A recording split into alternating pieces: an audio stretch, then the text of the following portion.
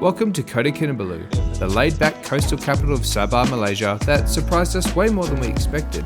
From wandering through its vibrant local markets and peaceful wetlands, to discovering mosques that float and some really great cafes, this city has a little bit of everything. Over the next 2 weeks, we wanted to see what life here is really like, not as tourists rushing through, but as a family slowing down and settling in. So in this video, we're sharing what we loved, what caught us off guard, and what living in Kota Kinabalu really feels like. After only an hour's flight from Sandakan, we arrived, packed ourselves into a grab and zoomed off to our apartment, which was in a pretty wicked location, right next to the Jusselton Point jetty overlooking the beautiful islands. Oh, it's beautiful. Once we settled in, we walked up the road to the mall, stocked up on some essential supplies and rounded the day off with a much needed dip in the rooftop pool.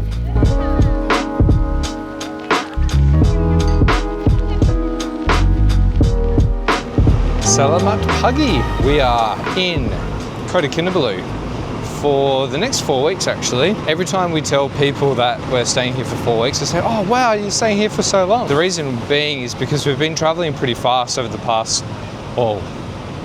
month and a half now, and we decided to stay here for 4 weeks as a way basically just to slow down. We heard good things about Kota Kinabalu and that it's quite affordable. There's lots of things to do. It's by the coast, so all things like that made it quite attractive for us to stay here. So yeah, we've been here for a couple of days now, just settling in, unpacking. We did some washing, bit of shopping, just to basically stock up on all the things that we need.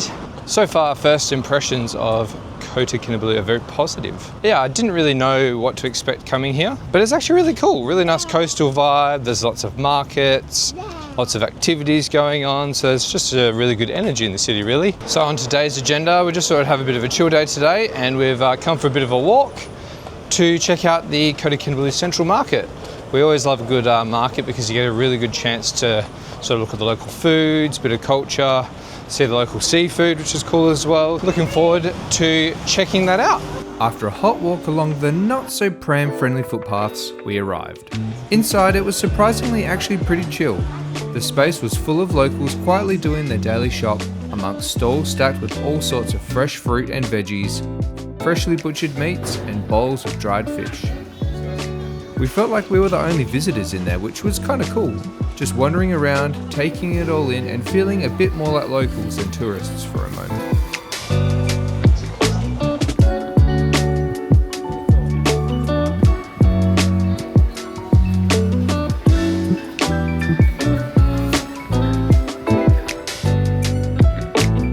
Then we stepped outside to check out the seafood market, and that's where things really came alive. It was buzzing out there, with a huge range of seafood on offer. Stalls were packed with all sorts of freshly caught fish, crayfish, mollusks, and probably some of the largest prawns I've ever seen. It was really cool to take the girls around and show them the process as locals bartered with vendors while stocks were replenished by boats docked alongside the wharf.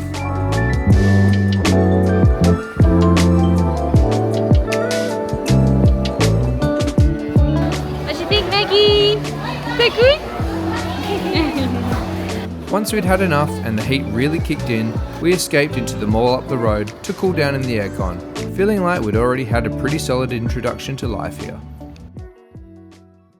One of the things that really surprised us about Kota Kinabalu is just how close nature is to the city. Less than 10 minutes from our apartment, we found ourselves at the Kota Kinabalu wetland, a protected Ramsar site sitting practically right in the middle of town.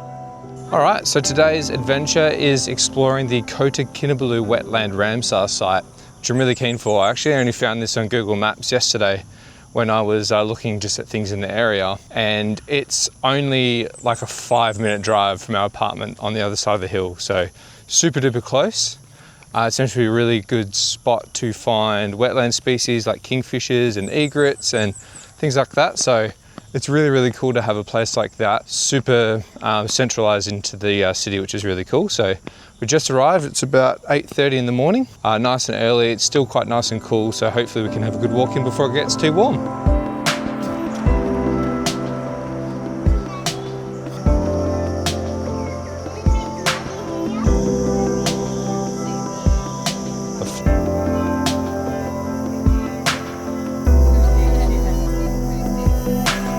We wandered along a slightly rickety boardwalk that winds its way through the mangroves, and honestly, it felt a bit like walking through Dagobah. Thick roots, muddy water, and this quiet, almost eerie calm that makes you forget you're right in the middle of a busy city. These mangroves are doing a lot more than just looking good on camera. The Kota Kinabalu wetlands are one of the last remaining mangrove forests along this stretch of Sabah's coastline, and they play a huge role in protecting the city, from buffering storms, preventing erosion, and filtering the water before it reaches the sea. Those tangled roots everywhere also act like a giant nursery, sheltering fish, crabs, and insects, which then supports the birds and other wildlife we were seeing all around us. It's peaceful, messy, and full of life in the best possible way. So we were just walking along and Leslie nearly stood on this snake that is under the boardwalk here. He's literally just tucked underneath a plank. There he is. So if you'd stepped on it, it would have been squished and probably cut in half. It's so cool. I don't know what species he is. He's got black small eyes, almost like a crate. It looks very sort of sea snake-like. I don't know what species that is, but I'm definitely going to look that up. Wow, it is incredible in here. You're just surrounded by what just seems like endless mangroves, and all you can really hear is the sound of the insects and the odd chicken crowing in the distance. But it's really, really cool. It's the sort of place that the slower you go, the more you see. So we've seen like there's just like little crabs over all the mangrove roots. There's mud skippers. There's snakes. I haven't seen that many birds yet though, but we're about to come out to the bird hide soon, so we might find some species in some open water. It is just so incredible in here. A very, very special place, that's for sure. Oh, there he goes. He's quick. Look at that crab. This is pretty cool. Aaron is in his element, that's for sure. But really random spot for it, but there's literally a chicken pen, chicken coop, just in front of me here. I don't know why, but whatever works, I guess. Everywhere you look, there are crabs constantly. You have to kind of stop and just look for a little while, and then you'll just start spotting them. 1, 2, 3, 4. Like there's just so many on each of the roots of the trees here. So that's been fun to spot. And the mud skippers as well. They're hard to spot, but once you do see them, you start to see them more and more. So your hair is sweaty, Betty. Daddy, come on. I feel that. This is why they've got the chickens here. It's basically to monitor for avian influenza. There you go, my question has been answered. Just need to read some signs.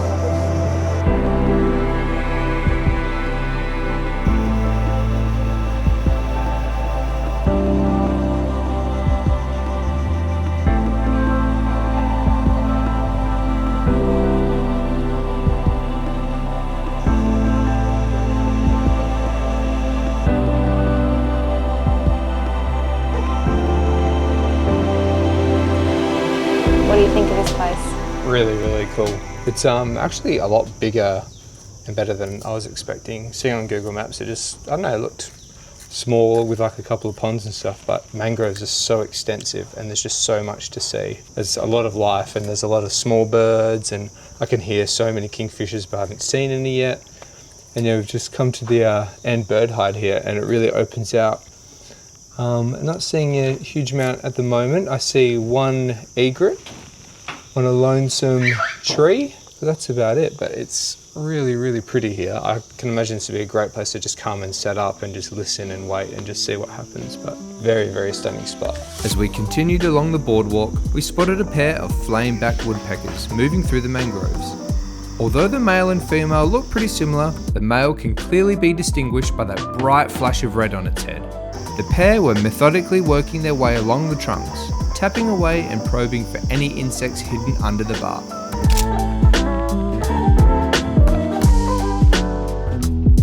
Aaron's just spotted a woodpecker up in the tree up here, but the hard part is obviously this one gets a little bit restless. Yeah, because she wants to walk, and also it does get quite hot and stuffy on my back, so she's getting a bit restless now, and it's hard when you spot wildlife. I kind of have to part ways and let Aaron take the photos so that the girls, particularly Maggie, with obviously getting a bit upset, doesn't scare any of the wildlife off while he's trying to take photos, but that's okay. We've been trying to keep you happy with food, haven't we? Because I think you're getting hungry, a bit hot, and a bit sick of being in the carrier, I think, bless her. Shortly after, we bumped into a very friendly striated heron, a common local species that was way more than willing to get some updated headshots. What does it look like the bird's doing? He's doing what? Further along, we spotted a beautiful collared kingfisher in full ambush mode atop a mangrove, waiting patiently for an unsuspecting fish.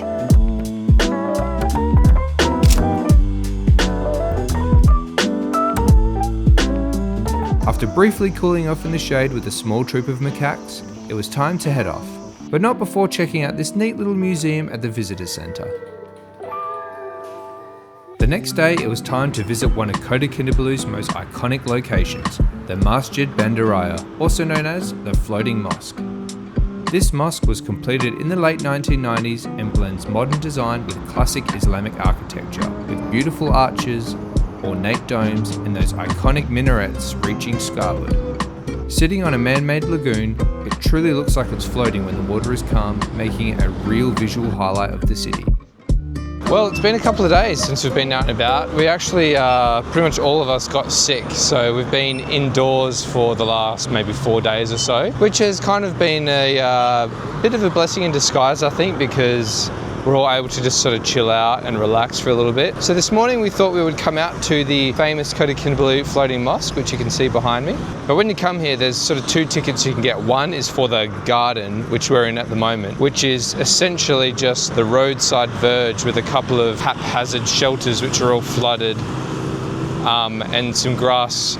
But it's pretty much the only spot where you can come and actually get the photos along the lake with the floating mosque behind it. But it's noisy as hell, as you can probably hear, literally on the roadside. It's not necessarily the most tranquil of places to come and enjoy this beautiful building. But yeah, we've essentially paid to go inside, so we're waiting for probably another 10 minutes or so before we go in. So looking forward to getting inside. Hopefully it's a lot more quiet and relaxing than it is out here at the moment, and hopefully a lot cooler. When we go in, we do need to wear some more conservative attire, which you can hire when you get here. It's only about 5 ringgit or something like that, so quite affordable. So we'll go in there in about 5 minutes and we'll check out the inside. All right, so we're all dressed in our new threads. I reckon it'll look very nice. All right, let's get a fit check of everyone. All right, Mama fit check. Mummy and In a Sadie beautiful, matching. oh, lovely. Don't you look so cute? Hey, do you like it? Yeah, you look beautiful, Sadie. And then even Maggie's got hers on. Hey, hello. Yeah, you're very tired, hey. Now that we were dressed for the part, it was time to make our way inside.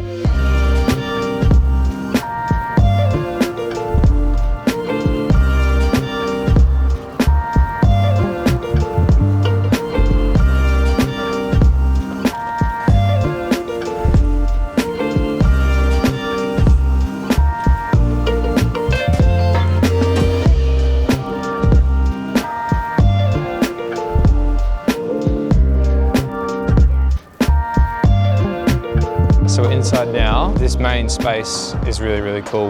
You can kind of see behind me the prayer rugs that the locals sit on and pray on.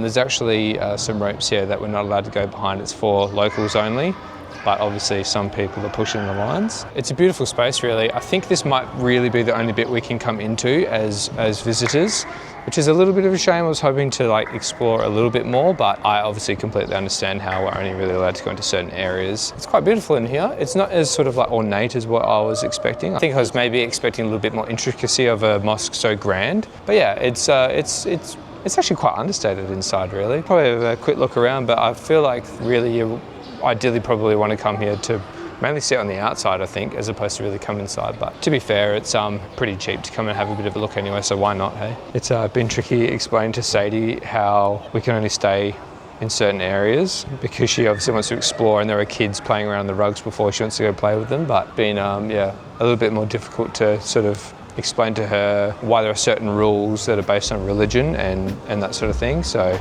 yeah. Sadie was absolutely loving it. totally in awe of the place and asking a million questions about what people do here and why.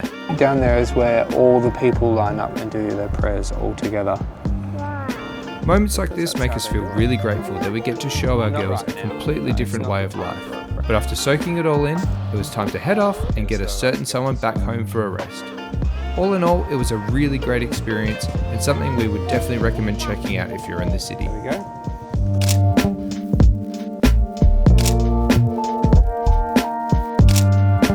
Morning folks, we've come to the Imago shopping mall today to have a bit of a wander around and a bit of a play with the girls in the aircon. Our apartment's actually getting cleaned this morning, and because it's kind of like late morning around midday, we pretty much can't do much else other than come to the mall, which we're learning is basically the way of life over here in Malaysia. You can only really do your activities pretty much first thing in the morning, particularly in Kota Kinabalu, because we found pretty much how the day works is that you wake up, get ready, do your activities in the morning, and then it gets too hot, so you go to the mall to hang out and have lunch. And then at about 3 o'clock, the storm fronts come in, and then it pretty much is bucketing down with rain for the rest of the evening. So it's a little bit tricky to do things in the afternoon also. We're actually finding in Kota Kinabalu, for us with 2 young kids, it's actually quite hard to find things to do, mainly because of how that daily routine kind of works over here. And there's only sort of so many activities we can do in Kota Kinabalu, because the main sort of tourism attraction that you do here is essentially island hopping rides to the islands that are offshore. And you do snorkeling and water sports and things like that, which we would love to do, but it might be a little bit too tricky with the 2 young girls. And even still, like a lot of the tours don't even take kids under the age of 4. So it's a little bit tricky for us. We're thinking of maybe giving one a go, but it's quite expensive. It's about like 50 to 70 Australian dollars per person to go. So if we're going to go to a beach and just hang out really, because you can't snorkel, can't do water sports, then we may as well just find some of the beaches along here locally that we can go to, which we still plan to do. Hopefully we might do that in the next couple of days or so. Also as well, it's tricky because our apartment is in a bit of a tricky spot. Like I've mentioned before, it's literally opposite the Jesselton Point jetty, which is great if you are doing the boat tours, because you can just walk downstairs and hop straight on a boat. We're kind of hoping to walk along at markets and along the waterfront, which we know is a lot further up the road, like 15-minute drive up the road. And in this heat, it's a little bit tricky for us to walk all the way up there. The other morning when we walked to the markets, that's kind of close to where the main waterfront is, and that was a bit of a battle. Not only because of how hectic the footpaths are with prams, but yeah, simply just because of the heat. I think if you had older kids that could swim properly, you would really enjoy it, because you can go out for the island hopping tours, you can all do snorkeling and the kayaking and stand-up paddle boards and all that sort of stuff, but we just can't really do that. We're actually meant to be staying here for 4 weeks, and Leah and I had a bit of a chat after now learning kind of about what this place is like, and we think we actually are going to head back to KL, because we need to go back anyway, because we fly to our next destination in a couple of weeks' time, and we all absolutely loved KL. And from our previous videos, you guys gave us so many recommendations of things to do with the kids, which we hadn't even thought of or researched or heard about. We're actually keen to go back and give them all a go. Bit of a shame about Kota Kinabalu. I think we all didn't really know what it was like before coming here. So yeah, it feels like a bit of a shame to move on, but I feel like for us, we can only do so much here. But if you have any recommendations for maybe a future trip here, or for others as well, chuck them in the comments, because yeah, I reckon there'd be a lot of things to do here that maybe only locals know about. I've had like a good look on Google Maps, and there's not really a lot that I can see. So if you've been to Kota Kinabalu or you live here, yeah, let us know what we should do next time. Okay, we've just come into the supermarket just to see if we can stock up on some fruits and veggies and maybe some bits for dinner. We have been finding it a little bit hard to cook for our own dinner, just simply because the Airbnb that we're in has only got a frying pan basically, no oven, no real pasta pots or anything like that, so it has been very, very hard.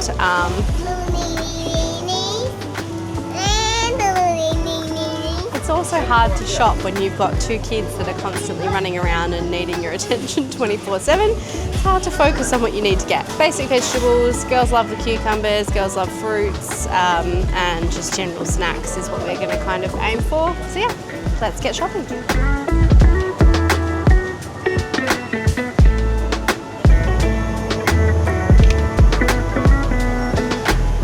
Getting a big tub of yogurt and blueberries. We just get the frozen blueberries with some oats. Is literally, we have been non-stop eating that for breakfast. It's probably one of the best breakfasts to have in hot weather when you're constantly go. So yeah, definitely a must if you're ever traveling with kids, because kids absolutely love it too, and it's a great way to start the day. And they've even got an Australia section. Let's see what they've got. Just juice. They've got Coles branded products here, which if you're not from Australia, Coles is like one of our top 2 supermarkets. Yeah, all this stuff is just Coles branded olives and sauces, and how funny is Coles has just obviously fobbed off all their products to these guys. Of course, you got Tim Tams. How expensive are they? 8 ringgit for a pack of Tim Tams. Damn, that's cheap. That's so good. Shall we? Ah, yes, I think so. Let's get one of them. This place is absolutely massive. This is definitely the best supermarket that we've found so far in Malaysia. You can easily fully stock up here. There's literally nothing left out. So we thought we would come and check out Tanjung Aru Beach, seeing as it doesn't look like we're going to be able to really do one of the boat cruises out to the island. So we thought it'd be a bit of a crime to come to Kota Kinabalu and not go to any of the beaches. So we had a bit of a look online to see which was the most highly recommended one. And this is the one that popped up. It's pretty much located right next to the airport, and yeah, pretty close to the center of town. So I can imagine that this would be a pretty busy beach, particularly in the afternoons, because it looks like this is a very popular sunset spot. As you can probably see behind me, there's like a bit of a hawker's market along the shoreline there, which at the moment is completely dead and abandoned and closed down, but I can imagine in the evenings they'd be popping off, so that could be cool to check out if you're ever in town. But yeah, so far first impressions, the beach is okay. I feel like the view from the beach is great. Yeah. But the actual beach itself, I mean, you can't swim because of the danger of crocodiles. Yep. The beach is very, like, the beach and the water is very brown, which is just not something that we're very used to. But also there's a lot of rubbish everywhere. Rubbish, yeah. Like, so much rubbish. I don't even want to take the girls' shoes off just in case they step on something. Yeah. So that's a bit of a downside, but yeah, the view is amazing, so I can see how a sunset here would be really beautiful. Yeah. Obviously, we can't do sunsets here at the moment, just generally because every afternoon it's cloudy and raining. So we're coming to the wet season now, so it's pretty much raining every afternoon from about 3 o'clock onwards. Sadie, what did you find? Crab. Show me. That way. Come show me. Hey Sadie, see these little holes here? Look, see these little holes? This is where the little crabs live, and they dig out all the sand, and that's what makes these little balls. I know. That's so cool. Yeah, Maggie likes to play with them, hey. The one good thing about this beach is that once you kind of get past the sort of bit where the sand starts, that's pretty much where all the rubbish is, because that's obviously where the tide and the waves push all the rubbish to. Once you get past that, it's just this open, flat sand, and it's quite hard sand as well, so it's really easy to walk on. So it's good for the girls to just run around. There's lots of little crab holes everywhere. Yeah, you do have to kind of dodge the rubbish a little bit. Yeah, it's actually pretty nice down here. So I think the plan is we'll just stay down here, chill out for a little bit, give the girls a bit of a run around, get some sun, and yeah, see where the rest of the day takes us. I swear everywhere we go, one of Maggie's Crocs always falls off. Every time. And it was, yeah, Shao, I know. It was right by where we got out of the Uber or the Grab as well. So it's just falling off again every time. Rule number 1, when we leave a Grab, check that this child has both shoes on. Yeah, we have to watch for Crocs and watch for our Crocs. Croc watch 24/7. All right, here we go. Yeah, when they said watch for Crocs, this isn't exactly what I had in mind. Yeah, it says danger Crocs. Doesn't mean danger at the Crocs, it means danger. You'll lose your Crocs. Yeah.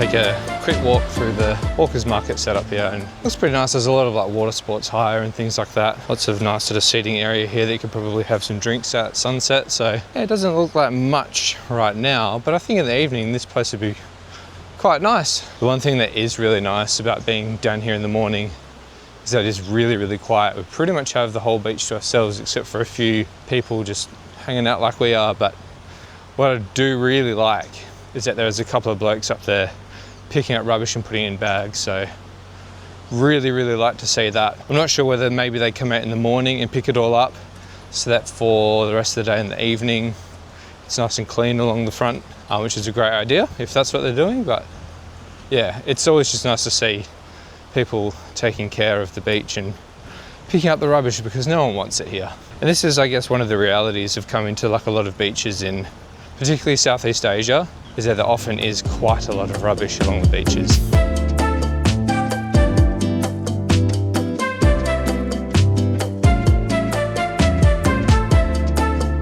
I think what happened was we got dropped off at a spot called First Beach, and I think maybe that's not as nice of a spot because we've kind of walked up the beach, and now we're at a spot that's got heaps of beautiful trees, beautiful little picnic benches and things, and the beach is so much cleaner. I just think we got dropped off at the wrong spot. I still wouldn't personally want to swim here, obviously because of the risk of crocodiles, but also because the water is very murky, probably just because there's a lot of little rivers and things that flow into the water here. But it is a beautiful spot to see the islands, and I can definitely see how this would be an awesome spot for sunset, particularly, as we've said before, not during the wet season, so when you can actually see the sunset. So we're actually quite happy here. Maggie's napping away in the pram behind me, so she's happy, and Sadie's about to have a little snack, and we're just going to take in the view, enjoy the breeze, and then just keep exploring.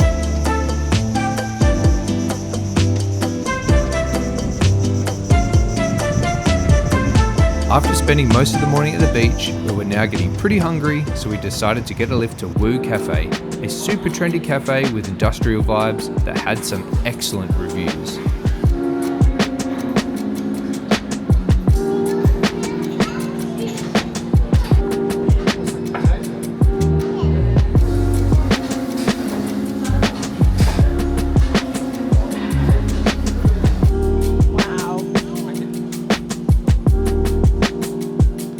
Oh, Sadie, your baby tuna looks amazing. Fancy. It has.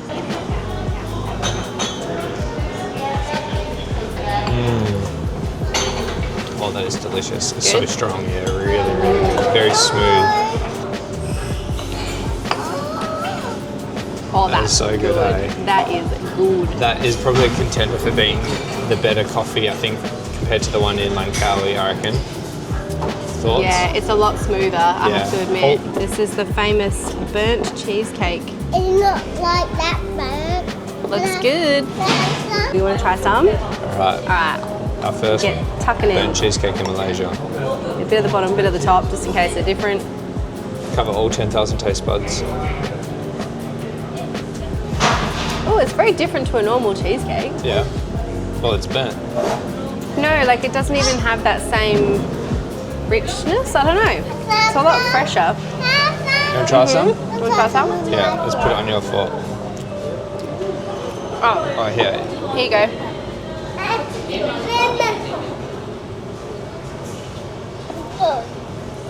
What do you think? Tastes good? All right, my turn. Yeah, quite like that. I'm usually not a huge fan of cream cheese, which is ironic because that's what cheesecake is made out of, but like isn't like the raw cream cheese. But that's really good. I really like that. It's so velvety. There's so Moorish, I can't stop. They're so smooth, hey? Yeah, it's so creamy. Oh my god. I actually kind of like that there's no base as well because it makes it so much more refreshing, basically. Yeah, it is very refreshing, yeah. Oh, this is the, I can't even say that. Ale grilled cheese. Don't know if I'm saying that right, but it's got like slices of apple, and I think there's like caramelized onion in there as well. Yep. Looks so good. Yum. Yum. All right, let's give it a go.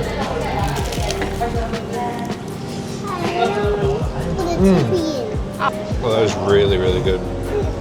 Because like the caramelized onion and the apple are like really nice and sweet, and then the cheese and the bread is so good.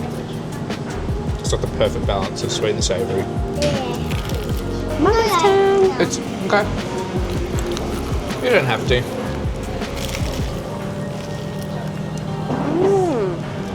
I actually think there's some cinnamon through that. You can definitely taste cinnamon. Gosh, that's really good. Really, Like really the good. caramelized onion and the apple work together so well, hey. And the cheese is so good. The bread is so nice. It's so like light. Yum. Yum, yum, yum. This is like called butter chicken rice. Literally butter, that's butter chicken. Smells incredible. Let's get into it. Let's break the egg first. Oh, baby. Oh wow, that's great. Oh, baby. Oh baby. Got a little kind of coleslaw thing on the side. So I think it's pickled cabbage, some pickled cucumber. It looks beautiful. I almost don't want to break it apart. Alright, here we go. Oh my god. That is absolutely divine. You're not going to want to share now, are you? No. Get your own. So full of flavour. Good? Oh my gosh. That is beautiful. We'll try the papadum. Full of flavour. Crunch. Yum. Yum, yum, yum. The egg makes it a lot creamier. Yeah. So good. It's nice and smooth. You want to try some of the crunchy? Mummy loves papadum. How's the soup going, aka the baby chino? Is it good? Yeah, yummy. Today we are actually heading off. We're heading back to Kuala Lumpur. So madly trying to get the last little bits packed up while Maggie's just napping in there, and Sadie and Daddy are playing a little bit of Pokemon just to keep the little one happy.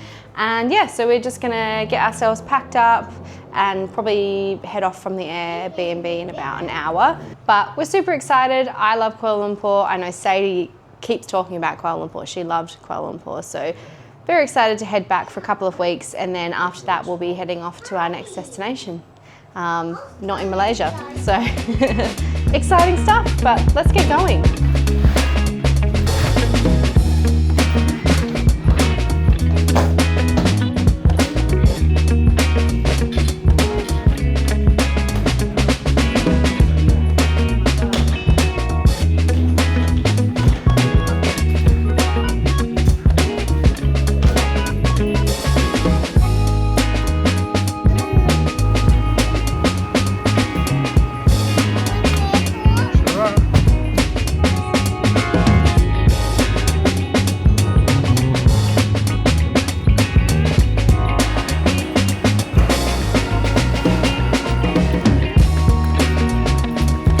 We were actually running a little tiny bit late this morning to get into the taxi and get here, but I think we made it in time, so we're just about to check in. There's a little bit of a queue, so hopefully it doesn't take too long, but yeah, we're excited. Let's keep going. And that pretty much wraps up our time here in Kota Kinabalu. From wandering through markets and mangroves to munching on some of the best food we've had in Malaysia, the city really surprised us in the best way. With our time here coming to an end, it was time to pack up and head back to Kuala Lumpur, one of our favourite cities and a place that feels a little bit like home. Thanks so much for coming along with us. If you enjoyed this video, make sure to give it a like and subscribe to follow along as we keep exploring the world as a family. We'll see you in the next one.